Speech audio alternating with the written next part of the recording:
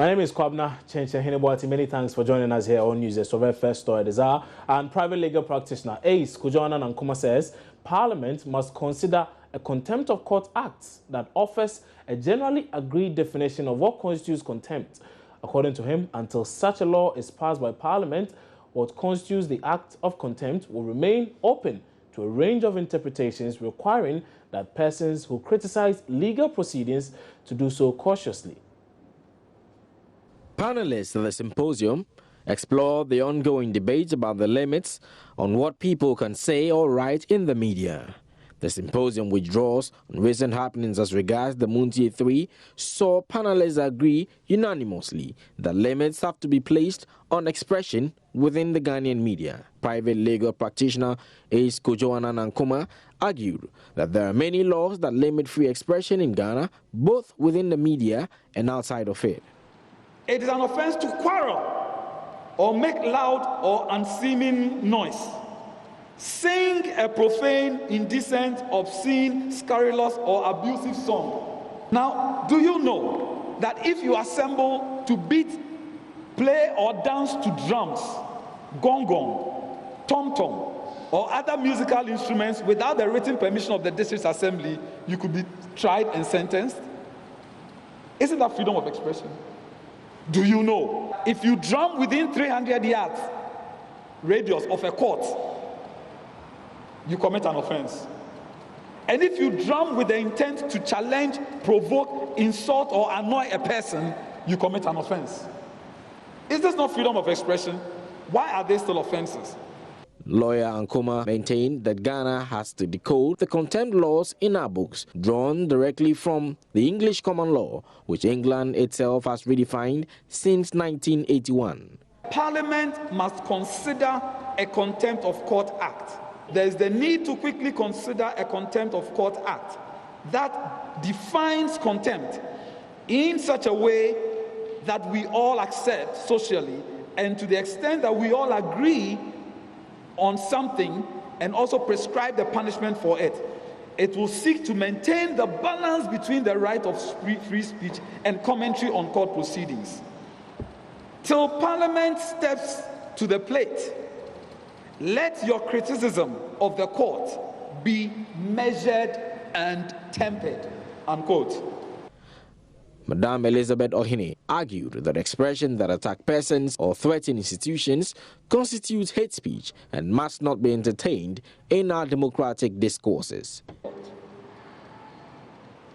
In this country, so if somebody says that he knows where people live, and when there's trouble, he knows where to lead and finish them, it is not freedom of speech.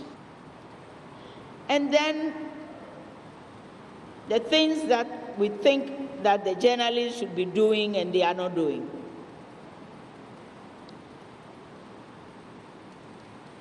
Should a member of parliament, having declared, do they declare the assets? I don't know, whatever. Should they have to pay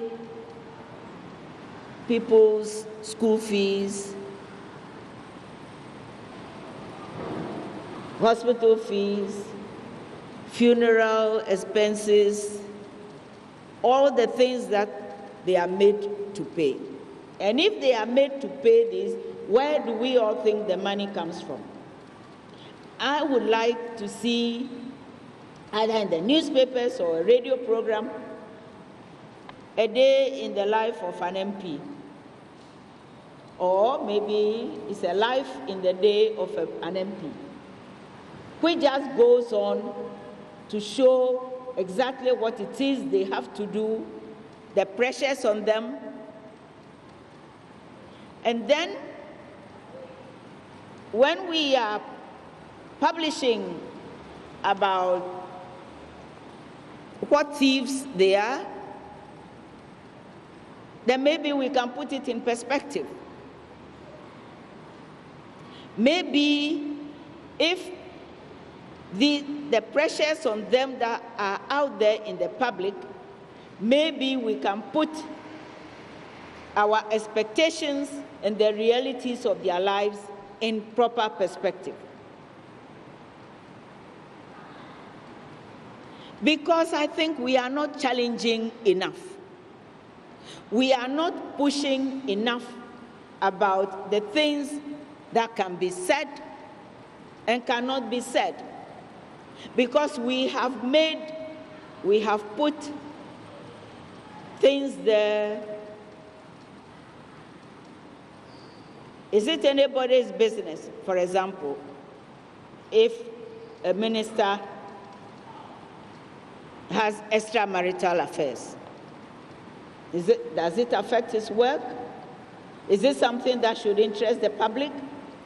Should we talk about it? Should the newspapers talk about it? Should the radio, should television? Does it help to safeguard our democracy? Does the publication about how many children some minister has outside his marriage, does it safeguard our democracy? Or does it not? And if it doesn't safeguard our democracy, should we be interested? But there is one section of it that I can tell you, without reference to any law,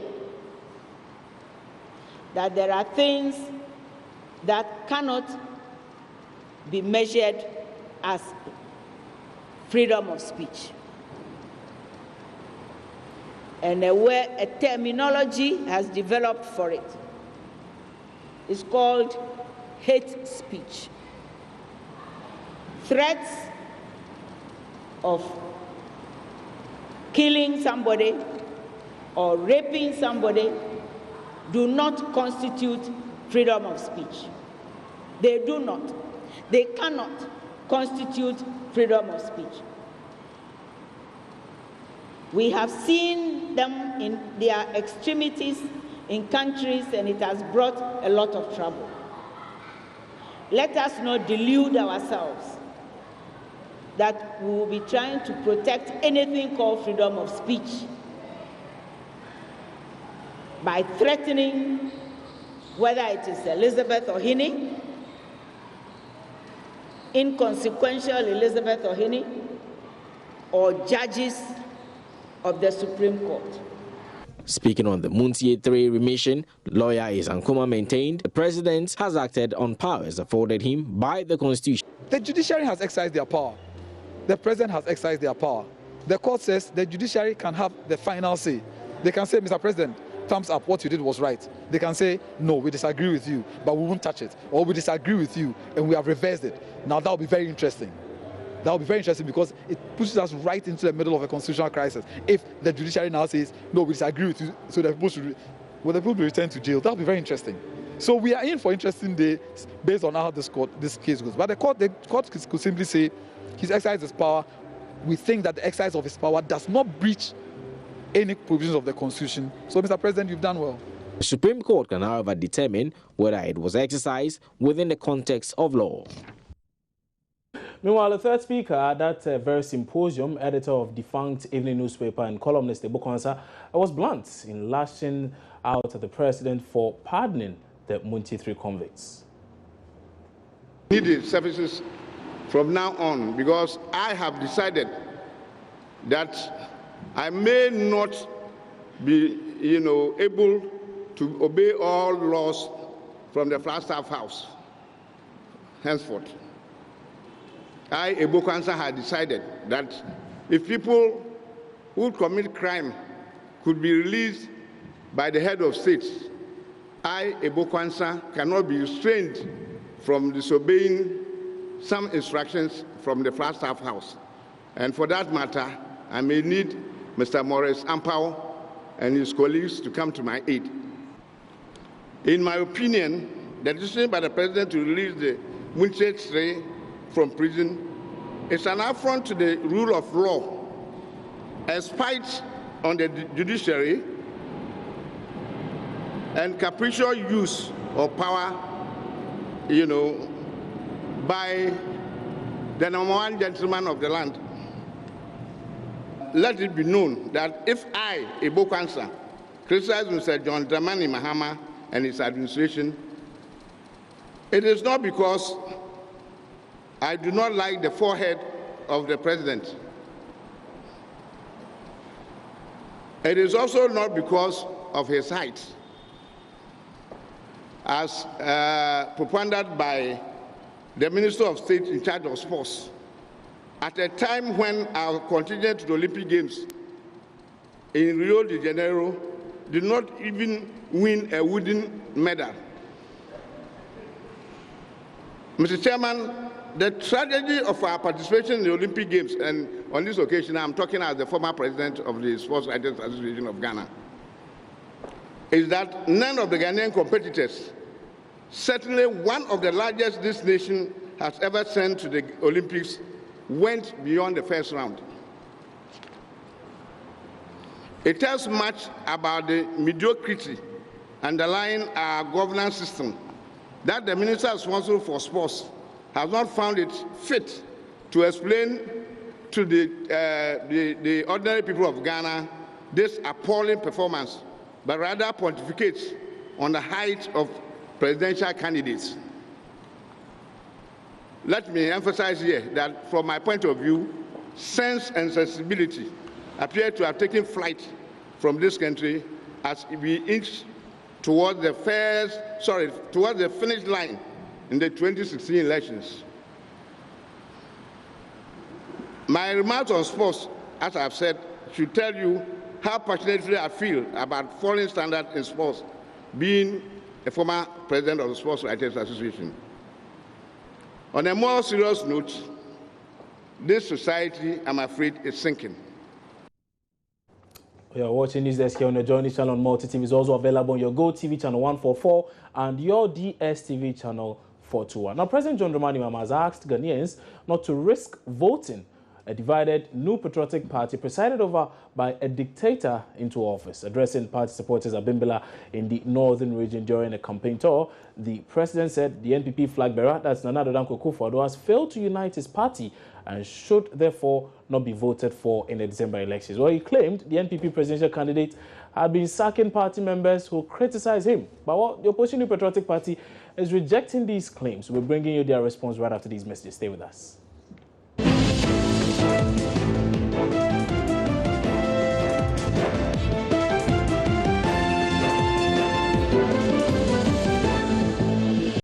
Many thanks for staying with us here on News. There's some more stories now. And President John Dramani Mahama has asked Ghanaians not to risk voting a divided New Patriotic Party presided over by a dictator into office. Addressing party supporters at Bimbilla in the northern region during a campaign tour, the president said the NPP flag bearer, Nana Akufo-Addo, has failed to unite his party and should therefore not be voted for in the December elections. He claimed the NPP presidential candidate has been sacking party members who criticize him. President Mahama said Ghana deserved a president who can unite the nation, wondering how the NPP flag bearer could be relied upon to unite the country if he couldn't even unite his own party. But the opposition NPP has rejected the claims by the president that their flag bearer is divisive and intolerant to opposing views. Here's Member of Parliament for the Ayawaso West Wogon, Emmanuel Chemanteja, speaking earlier on the AM show. His Excellency the President, in his 2012 manifesto, he told Ghanaians there were 4 thematic areas he will accomplish in his term, in his second term as president. He talked about taking care of people. He talked about sound economy. He talked about creating jobs. Yeah, he talked about you said creating jobs, infrastructure, and he talked about good governance, no corruption. This is what His Excellency the President must be going to the good people of Ghana in his campaign to tell them. But who says he's not saying that? Perhaps the media is speaking. You are telling me today that he is going around saying that Nana Addo Dankwa Akufo-Addo is a divisive character. Look, when the man went to Western region, I mean, I am so disappointed. In who? His Excellency the President's campaign. When he went to Western region, all he wants to tell them is that the MPP overthrew Kwame Nkrumah, so vote for me. That's all he went to tell them. No, but that's not the only thing he went to say. He said that roads have been constructed and that your flag bearer perhaps I said, did was he not tell awake them? to watch Did he some tell of them? He told the first point in his theme was that their lives will improve. Did he tell them about their improved lives? He went and said, I don't know why he went to say this, that National Health Insurance is working, so it is don't mind MPP. The elders have a saying, it is they that sit by the fire who knows how much it burns them. It is they that sit by the fire who knows how much it burns them. His Excellency the President, if you go and stand in either Tamale or you stand in Salaga and say this, the people who go to Salaga Hospital every day, when they go, the word they use for them is that cover. It does not cover. He goes and says that 29 million people have registered. I have one. I left my wallet in my car. You have registered? I have registered. I don't. Today I must go and take an injection in my shoulder. The doctor wrote a prescription. Go and buy it. Because you don't go to a type of hospital that will. I went to Kolebu. You are bourgeois. I went to Kolebu. So you are bourgeois. Kolebu is not for. So Kolebu is for bourgeoisies. I went to Kolebu. But it cannot be that by 2008 we had an OPD attendance in excess of national health insurance about 9 million, and now we have 29 million. It cannot be that the scheme has collapsed, is it? You see, 29 million. Let me tell you, and I want your media organization to find out. You will go to the hospital. They will, even today, when you go to most of the hospitals, you have to pay for your card. Oh, the best I can give him is, you see, I am saying there are 4 questions. The man has answered 1 question. Even that 1 question, he promised. Scale of 1 to 10. Let me finish. 10. So let me establish. Over 10, how much would you give him? You see, for instance, on the issue of infrastructural development, His Excellency the President stood before us in Parliament and said that at the end of his term, he would have built 200. 1 to 10, how much would he would have built 200 schools. We know about that story. How many has he built? Oh, we know. How many has been inaugurated? Let us assume, I want to be charitable. I want to be charitable and say that His Excellency the President has inaugurated 20 of the schools. 20 over 10, 20 over 200, 10%. On a scale of 1 to 10? 1.8. But the country is likely to be plunged into total darkness on Friday if workers of the Electricity Company of Ghana carry out a threat to protest government's bid to privatize the company. Volta Regional Chair of the ECG Senior Staff Association, Stephen Novihoho, revealed plans about the nationwide blackout during an interview on an Accra-based radio station on Wednesday. Mr. Novihoho says if Friday's event to invite private sector participation in the 25-year concession arrangement goes through, they will ensure no home or business has power. But Minister of State in charge of private-public partnership, Dr. Rashid Pelpo, is pleading with the workers to abort the plan and have a sit-down conversation with government on the best way forward. It is one of the areas where there is a controversy. Government has come into conflict with workers because of its policy. And so there's negotiation going on, there's thinking around it going on, but the workers are so determined to have what they want against what the government has proposed. So I see it to be a very thorny issue, which is something that must be resolved. What is government proposing? Well, there is an outcry about what ECG represents to us. Everybody is talking about the challenges that we face in our electricity supply and distribution. And so government tries to take steps to remedy the situation by encouraging and working around getting a concessionaire who will intervene and for a period of time take control of ECG. When you say intervene, what do you mean, and for a period of time, how long? A period not less than 5-10 years, that will allow the concessionaire to put ECG in the best of terms, in the best of operations, efficiency and effectiveness. What really have you realized is the fault with ECG? If you ask Ghanaians, everybody has a reason, something against ECG.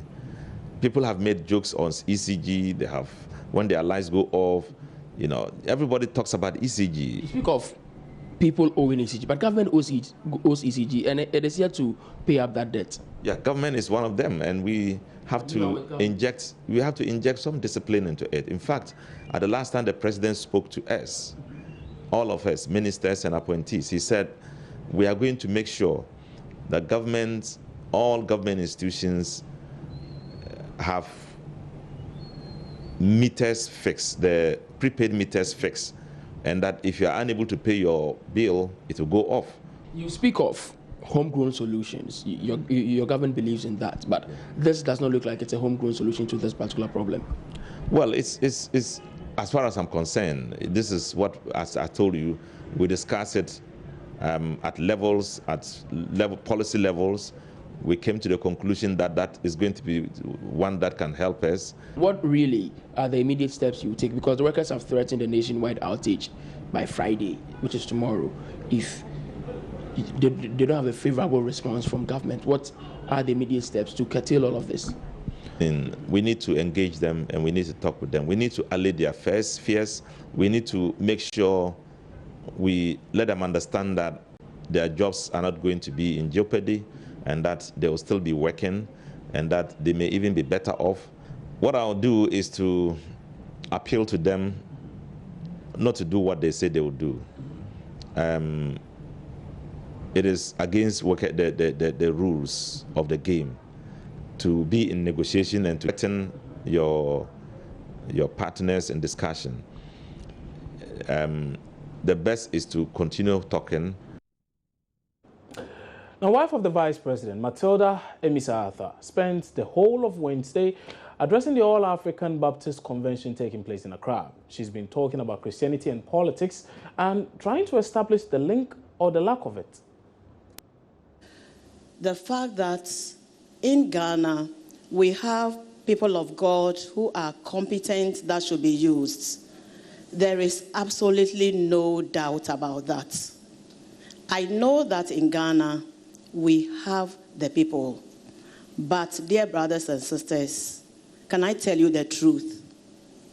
Including me, we do not want to do politics. People of God, we hide because we say politics is dirty. Because we say we do not want to tarnish our names. We say we'll be insulted, so we do not want to do politics. I am not doing politics. I'm the wife of the Vice President. I'm not a politician, if you understand me. And those in Ghana who know me know that I can never be a politician. In fact, my children say I can never be a politician because, one, I don't lie. Because, two, I call a spade a spade. Because, three, I'm politically incorrect. My children say I can never be a politician. But you know the beauty of it all.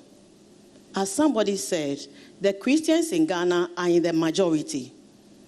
And in some of our churches, we have men of integrity, men of great talent, men of wisdom who can help propel this country, likewise in the African countries ahead. But the sad thing is that we are found wanting. I've said on several platforms in Ghana that the problems we face in Ghana is not the doing of the unbeliever, it's the doing of me and you sitting here. Because, one, we have not done our part. When we read in Chronicles that we should confess our sins and repent, does it say the unbeliever or does it say the whole of the world? It says, if we who are called by his name, meaning the believers, it is our duty to go down on our knees and pray for our countries. We do not do that. As somebody says, the politician makes... And indeed, that was the second lady, Matilda Emisa-Arthur, addressing the congregation. There were some pretty interesting comments she has there. She suggests that she cannot be a politician because she does not lie. It's interesting what her husband thinks of this anyway. But you're still watching News Desk here on your Journey channel on Multi TV.